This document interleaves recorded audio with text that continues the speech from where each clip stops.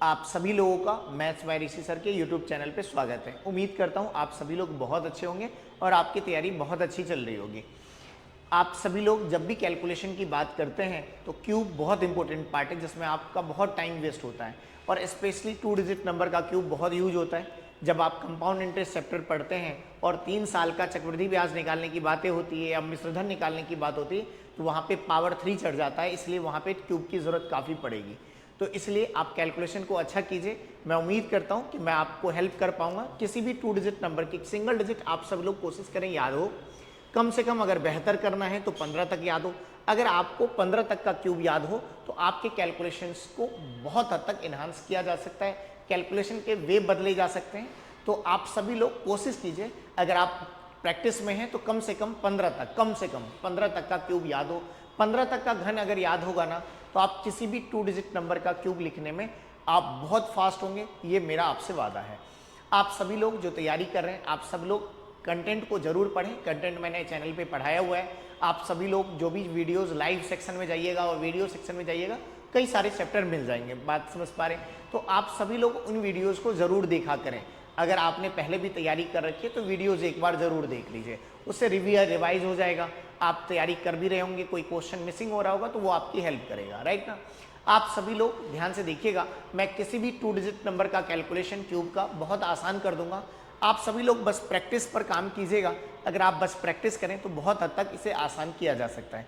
कई तरीके से क्यूब निकाल सकते हैं, एक तरीका मैं आपको देता हूँ, और भी कई तरीके निकाले जाते हैं। रेशियो मेथड जो मैंने रील्स में कराए हुए हैं, कई सारे मेथड्स हैं, ठीक है ना। अब आपको जो मैं क्यूब करा रहा हूँ वो ध्यान से सुनना है। किसी भी 2 डिजिट नंबर का जब आपको घन निकालना होना तो आप इस टेक्निक का बेहतर उपयोग कीजिए। आप इस टेक्निक से कीजिए, बहुत जल्दी कैलकुलेशन होगा। कभी भी 2 डिजिट नंबर का क्यूब, जो मैं बार बार बोल रहा हूँ, राइट ना। चलिए अब आप ध्यान से सुनिएगा। किसी भी 2 डिजिट नंबर का क्यूब करना होना तो मेरे स्टेप्स को ध्यान से सुनिएगा। बहुत सिंपल सी बातें होंगी और आप बहुत ईजिली किसी भी 2 डिजिट नंबर के क्यूब को लिख देंगे, राइट। अब आप ध्यान से सुनिएगा। एक तरीका ये होता है बाबू कि ये वाला तरीका आप लगा देते हैं, राइट ना। ये कहने का मतलब जब ए बी का क्यूब है, यानी कि कहने का मतलब जब आप a b into a b करेंगे ना तो रिजल्ट बाबू ये आएगा। आप इसे चेक कर लीजिएगा, राइट। ए बी और ए बी का मल्टीप्लाई करने पर जनरली मल्टीप्लाई करेंगे तो ये फॉर्मेट निकल के आता है। तो इस फॉर्मेट से भी कर सकते हैं, लेकिन मैं इस फॉर्मेट से ना करके दूसरे फॉर्मेट से समझा रहा हूँ, राइट ना। इस फॉर्मेट से भी कर सकते हैं, राइट। मैं आपको एक एग्जांपल वैसे करके दिखा दे रहा हूँ, बट इस फॉर्मेट से टाइम थोड़ा सा ज़्यादा लगता है, इसलिए मैं इस फॉर्मेट को प्रीफर नहीं करता हूँ, राइट। एक मैं करके दिखा दे रहा हूँ। जैसे मैंने 3 डाल दिया और 2 डाल दिया, राइट ना। तो कहने का मतलब एक की वैल्यू 3 होगी और बी की कितनी हो गई, 2 हो गई। तो 3 का क्यूब यहाँ पर कितना हो जाएगा, 3 का क्यूब कितना होता है 27, राइट। और बी की वैल्यू 2 याद रखिएगा। 3 का स्क्वायर कितना होगा 9 और इंटू 3 इंटू 2 हो गया, राइट ना। इस वैल्यू पुटिंग कर रहा हूँ और कुछ नहीं कर रहा हूँ। 3 समझ पा रहे हैं। यहाँ पर ये बी स्क्वायर होगा और ये फॉर्मेशन बाबू, ये फॉर्मेशन ए की पावर 1 होगी, ठीक है ना। ध्यान से देखिएगा, मैंने चेंज कर दिया। ऑर्डर होता है ए क्यूब ए स्क्वायर ए की power 1, b cube b square b की पावर 1 है ना। फॉर्मेशन में चेंजेस है, राइट। अब आइए ध्यान सुनिएगा।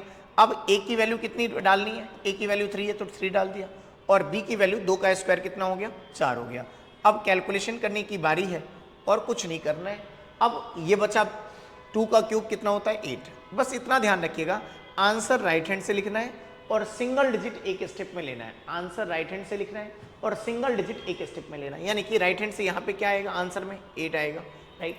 ये पूरा कैलकुलेशन बाबू कितना हो गया आप ही बता दीजिए, है ना। ये कितना हो गया कैलकुलेशन, 9 4 जा 36 हो गया। तो यहाँ से एक सिंगल डिजिट क्या आएगा 6 आएगा, बाकी ये 3 कैरी बन जाएगा इसकी तरफ, राइट ना। कैरी है ये कितना हो गया 9 3 जा 27 इंटू 2 54 हो जाएगा, और 3 कैरी भी पीछे से आया, ये 3 कैरी है, राइट ना। तो ये 3 कैरी आ गया तो ये क्या बन गया 57 बन गया बाबू। यहाँ से आप क्या ले पाएंगे 7 ले पाएंगे आंसर में, सिंगल डिजिट लिया जाता, राइट ना। अब क्या बचा इधर की तरफ कैरी 5, और ये 5 इसमें जुड़ जाएगा तो 27 और 5 कितना हो जाएगा 32 हो जाएगा। ये इसका क्यूब है, यानी कि ये क्यूब है बाबू। 32 का क्यूब हमने लिया है। फॉर्मेशन यही थी जिसे आपको ध्यान रखना है। फॉर्मेशन, ये वाला फॉर्मेशन आपको पता होना चाहिए, मैं उसे ठीक कर देता हूँ। ये वाला जो फॉर्मेशन था वो फॉर्मेशन में ये वाला डाटा 1 है और ये वाला स्क्वायर है, राइट ना। तो ये बात ध्यान रखनी है आपको इस पर काम करने की ज़रूरत है।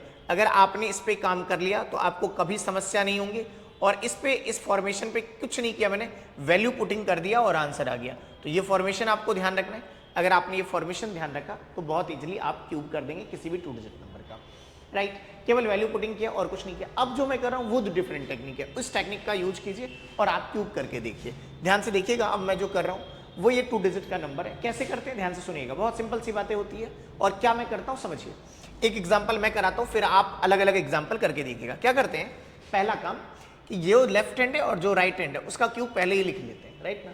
गौर से देखिएगा, तो 1 का क्यूब क्या होगा, 1 होगा। 8 का क्यूब कितना होता है, 8 का क्यूब 512। ये याद होना चाहिए, सिंगल डिजिट कम से कम, है ना। पहले हमने लेफ्ट और राइट जो डाटा थे उसके क्यूब लिख दिए। इसके बाद क्या करना होता है, ध्यान सुनिएगा, इस डाटा को मल्टीप्लाई कीजिए, ये तीनों डाटा यानी कि 8, 1 और 3 का। 8 इंटू 1 इंटू 3 कितना हो जाएगा, 24। समझ पा रहे हैं बात को। अब आइए ध्यान सुनिएगा, 24 को जब आप 1 से मल्टीप्लाई करेंगे 1 से, राइट हैंड में 1 है ना, तो 24 इंटू 1 क्या हो जाएगा, 24 हो जाएगा। और 24 इंटू 8 भी करना है, इसका लेफ्ट से गुना करना है। समझ पा रहे हैं, ये हो जाएगा 192। ये मैंने मल्टीप्लाई कर दिया, यानी कि अब हमारे पास कैलकुलेशन के 4 स्टेप आ गए, एक ये, एक ये, एक ये और एक ये। अब क्या करना है, आंसर राइट हैंड से लिखने की बारी है और सिंगल डिजिट लेना है। तो राइट हैंड से पहले क्या लेंगे, 1 लेंगे, राइट।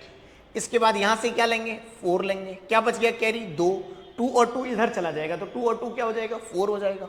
अब कैरी क्या बचा, 19, 19 इसमें जोड़ेंगे, 5, 1, 2 और 19, 19 जोड़ेंगे तो 5, 3, 1 होगा।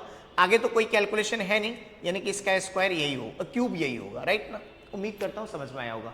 ये इसका घन है, तो ये स्टेप को थोड़ा सा आसान करता है उस मेथड से। एक दो और एग्जांपल करा देता हूं ताकि आप इस पर काम कर सकते हैं, राइट। मैं एक दो और एग्जांपल करा रहा हूं, फिर से देखिएगा, बोर्ड पे देखिएगा। मैं 92 का निकाल के दिखाता हूं। जैसे कि हम सब जानते हैं 2 का क्यूब कितना होगा, 8, 9 का क्यूब कितना होगा, 7, 2, 9। 9 का क्यूब यही होता है ना, समझ पा रहे बातों को। इसके बाद क्या बोला था मैंने कि इन डिजिट का आपस में मल्टीप्लाई करके नीचे लिख दो। 9 2 जा कितना हो गया, 18, 18 इंटू 3 क्या हो गया बाबू, 54। 54 का जब हम 2 से मल्टीप्लाई करेंगे राइट हैंड में, 54 इंटू 2 क्या होता है, 108 होता है, राइट ना। समझ पा रहे हैं बातों को। और 54 इंटू अब हम 9 लिख रहे हैं, 9 4 जा 36, कैरी क्या बचा 3, 45 और 3 48। एक बार चेक कर लीजिए, इस कैलकुलेशन में कोई प्रॉब्लम नहीं होनी चाहिए। 54 इंटू 9 किया गया और कुछ नहीं किया गया। 9 4 जा 36, 45 और 3 45, ठीक है ना। अब आंसर लिखने की बारी, राइट हैंड से सिंगल सिंगल प्लेस लेते चलिए। यहां से क्या लेना चाहेंगे, 8, राइट।